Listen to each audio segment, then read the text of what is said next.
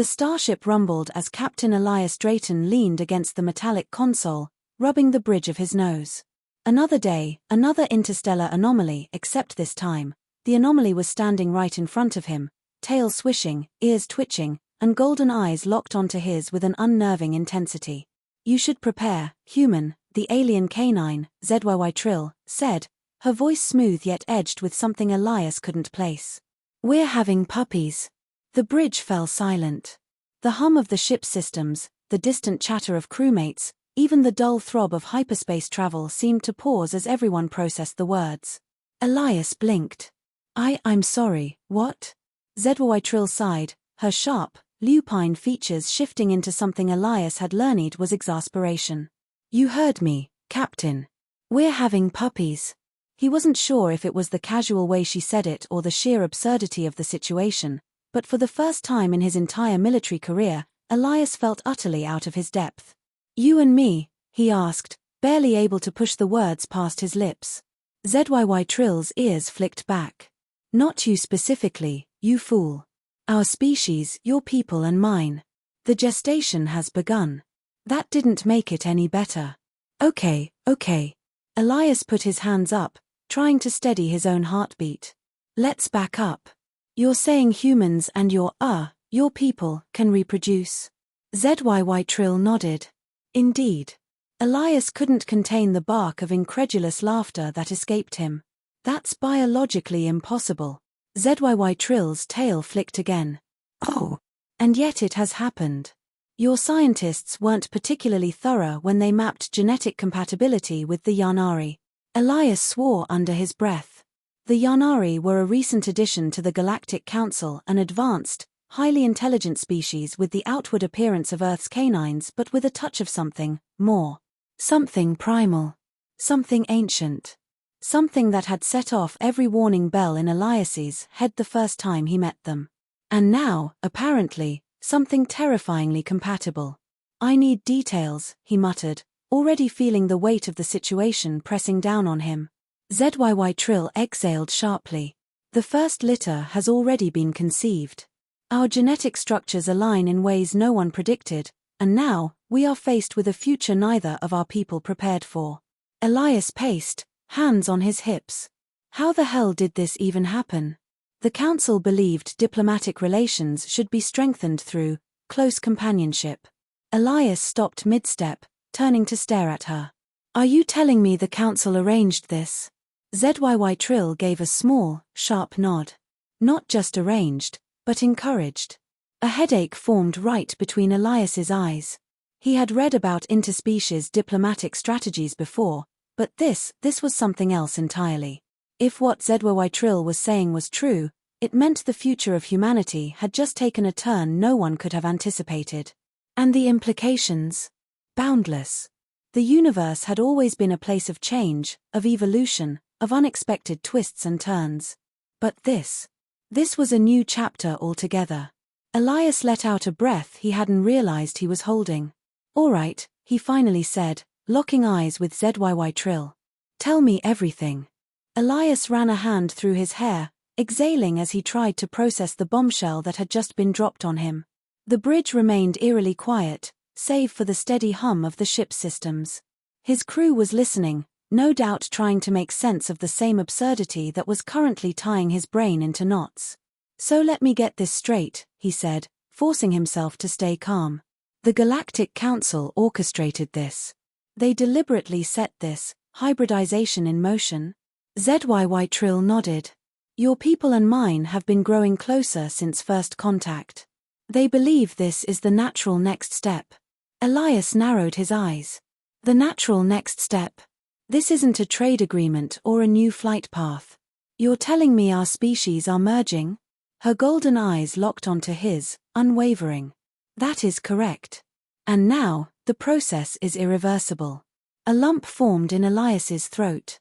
He had faced down hostile fleets, led reconnaissance missions into uncharted space, but this was something else entirely. He wasn't prepared for it, and he doubted anyone back on Earth was either. "How many?" he asked, voice quiet. "Across the colonies, more than 100 confirmed cases." 100. That was no accident. That was a plan set in motion long before he had even stepped into this conversation. Elias gritted his teeth. And you? Are you part of this too? ZYY Trill's ears flicked back, her expression unreadable. I volunteered for the initiative. It was an honor. Elias wasn't sure what angered him more, the fact that no one had thought to inform humanity's military leaders, or that some members of his own species had clearly participated without a second thought. So what happens now? ZYY Trill's tail curled slightly, a gesture Elias had come to recognize as tension. The first generation is already developing. If they are anything like us, they will be stronger, faster, more adaptive than either of our species alone. He shook his head. Stronger. Faster. You sound like you're breeding weapons. Her ears twitched. No. We are ensuring survival. Elias exhaled sharply. Survival from what? The void. The word hung in the air, heavier than he could have anticipated. Every species in the galaxy knew of the void, an unknown, all-consuming threat that had devoured entire star systems. It moved without pattern, without warning, erasing civilizations from existence. And now, humanity was part of a desperate plan to counter it. ZYY Trill's voice was softer when she spoke again. The Council believes that alone, neither of our species can stand against what is coming. But together, we might. Elias took a slow, measured breath.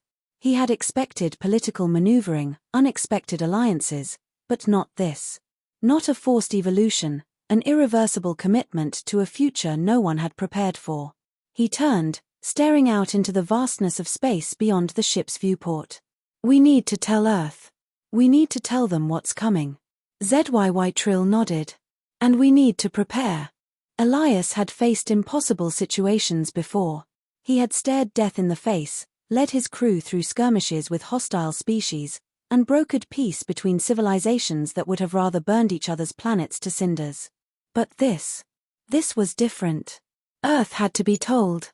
The problem was, he wasn't sure how to explain any of this to them. How do you tell your own people that they are now part of a genetic convergence that would redefine their very existence? How do you convince them that an alien species, with their own customs, their own instincts, were now family? We can't just drop this information on them, Elias muttered, pacing across the command deck. Panic would spread like wildfire. Hell, people still argue about AI rights. How do you think they're going to react to this? ZYY Trill watched him with an eerie stillness, her golden eyes unreadable. That is not our concern. Elias stopped and turned toward her, anger flashing in his eyes. The hell it isn't. Humans aren't just numbers on a datapad. They're individuals with emotions, beliefs, fears. You can't just alter their future without giving them a say. ZYY Trill's ears twitched. It is already done. Elias clenched his fists. He wanted to argue. Wanted to scream. But deep down, he knew she was right. This wasn't a matter of choice anymore. The hybrid offspring were already growing. The future was no longer hypothetical. He exhaled sharply, forcing himself to think logically. All right.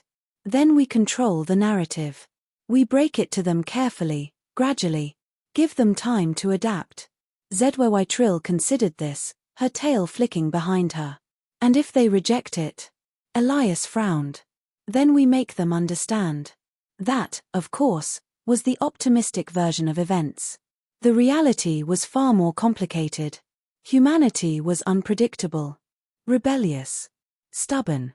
If they felt forced into something, they would push back with everything they had. But they had no choice. The void was coming, and Elias had seen firsthand what happened to civilizations that weren't prepared. Let's say we get Earth on board, he said, rubbing his jaw. What's the next step? ZYY Trill straightened, her expression unreadable. We test them. Elias narrowed his eyes. Test? She nodded. The first hybrids will mature faster than your species is accustomed to. Their minds, their instincts, will be unlike anything seen before. We must know if they will be leaders, or a threat. Elias swallowed hard. He hadn't considered that. These weren't just children, they were something new. Something untested. And the galaxy had no room for uncertainty. Damn it, he muttered. This just keeps getting better. Trill tilted her head slightly, something akin to amusement in her eyes. You humans do enjoy your challenges. Elias didn't laugh. He turned back toward the viewport, watching the endless stretch of stars. We need to get to Earth, he said. And we need to prepare for what happens next. Because one way or another, everything was about to change. The journey to Earth felt like an eternity, but Elias knew there was no turning back. The weight of the future bore down on him, heavier than any command he had ever held. As the ship approached the Sol system, he prepared for the hardest battle yet, convincing humanity to embrace the impossible. The moment they docked, the world's leaders were already waiting. Diplomats, scientists, and military officials filled the room, their faces a mix of skepticism, fear, and reluctant curiosity. Elias had spent his life fighting wars, but today, he was fighting for understanding. He stood before them, his voice steady despite the turmoil inside him. We don't have a choice. This isn't about control. It's about survival. The void is coming, and we cannot face it alone. The Yaanari have given us a way forward. We either embrace it, or we risk extinction. The murmurs and whispers swelled into arguments. The opposition was fierce accusations of conspiracy, fear of losing what it meant to be human. But Elias held his ground, and when Trill stepped forward to speak, her voice was not just heard, it was felt. We are not here to take your world. We are here to share in its future. Alone, we are strong. Together, we are unbreakable. The debate raged for days, but the truth could not be ignored. The hybrids were already among them, growing, learning, adapting. To reject them was to reject a part of themselves.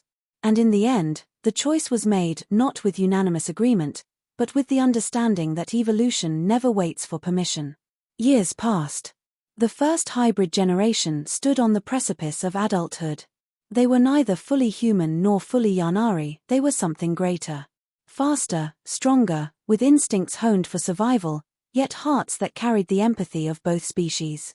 Elias watched from a distance as one of the hybrid cadets led a team through a rigorous combat drill. They moved as one, seamless, efficient. The first of their kind, ready to face the threats beyond the stars. Trill stood beside him, her golden eyes warm with quiet pride. You doubted at first. Do you still? Elias let out a slow breath, a small smile tugging at the corner of his lips. No, I don't. The galaxy had changed, and humanity had changed with it. Not through war, not through conquest, but through something far more powerful, acceptance. The lesson was clear: the future is never what we expect it to be. It does not belong to those who resist change, nor to those who force it. It belongs to those who embrace the unknown and walk forward, unafraid. And as the first fleet of hybrid pilots soared into the darkness, Elias knew they were ready. For whatever came next.